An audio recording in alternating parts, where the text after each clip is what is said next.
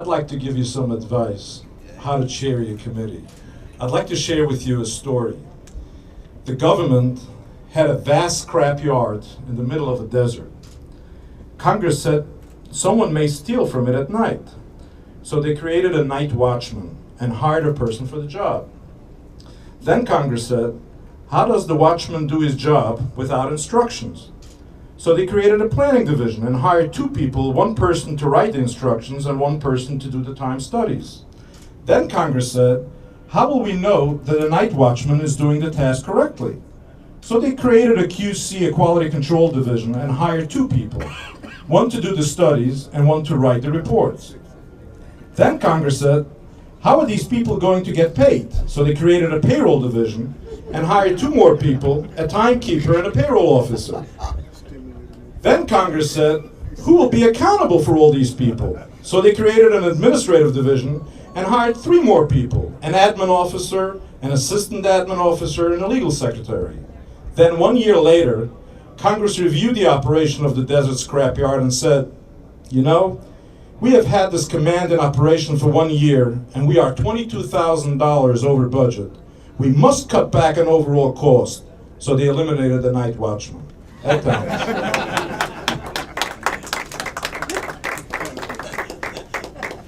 That's not the way to create a stimulus package. I want you to know. But let me begin by first thanking you, Jack, and thanking Joel, of course, and to all of you for coming. And of course, I want to thank my good friend, I see him over there, Louis Kestenbaum, who's also here in the room, and Dr. Rothman and all. I just could go down, calling names. It's great to be introduced by Joe Lieberman, I also want to appreciate your kind words. When you're running for office, and as the senator knows, that there are moments when you're up and there's moments when you're really down. And of course, the senator caught me one day when I was down. How you spending money, and of course the money is gone, and you got bills that are coming in that you have to pay, and you have to find ways to raise the money. So he caught me at the airport. I'm going through and trying to get through security. They just taken my little fingernail clipper that I had, which I've been carrying for the last year, and then all of a sudden on that particular day it was illegal for me to have it, and they took it from me after a year. I've been carrying it back and forth. I said, well, look, don't worry about it. As he said, don't worry about it. He says, if you don't make it as a Democratic primary, remember, Ed, you can run as an independent. He said, because I did it. However, I told him I was hoping that I could get through without doing that. And of course, it's so interesting when you see things at the airport, some interesting things will happen. There's a guy by the name of Kucinich who was running for president. There was 8 candidates and he finished number 8. As you know, he's number 8, and 8 people running. He finished number 8.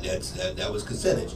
So one day at the airport, sometimes out there the crowds can be unbelievable. There's people everywhere, like 7 or 8 deep, and of course I'm in the line. And he comes through and he saw me, and he said, Ed, he said, my God, he said, what's going on out here? And I said, hey, really crowded today, man. It's really. He says, Ed, you're never going to get home. I need to help you. Now, by this time, he's running for president, he's got all of his people, and all of that. So I said, no, I'll be okay. Every half an hour, you can get something out to New York. It's no big problem. I'll get through this line. He said, no, I'm going to help you. He starts yelling, who's in charge here? Who's in charge here? Of course, he's running for president. They recognize him right away. So some little guy ran over to him and says, I am. He says, no, you're not. To allow all of this to happen, you cannot be in charge. He says, and above all, you have him standing in the line. And he points to me. He says, what's going on? This place is falling apart. So the guy says, okay, no. He said, no, I want to talk to your boss. So the guy said, no, I can handle this. He said, sir, will you come with me, please? So I got my bag, and he put me up front in front of some elderly lady. I put my bag on. I said, this is not good. So I go through, get to the other side, and after I picked up in my peripheral that this guy was still standing there. And so finally, he touched me on the shoulder. He says, sir, who in the hell are you?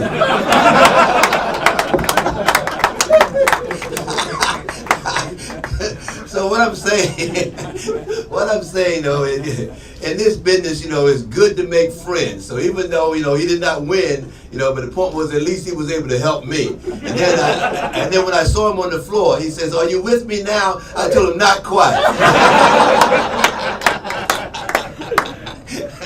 But I want to thank Joe for coming here today. I really do, because it makes a difference to have somebody that you work with to come and to be supportive of you. A person that has a distinguished record like he has, a person that has been there down through the years, and as he indicated, we both had that independent streak.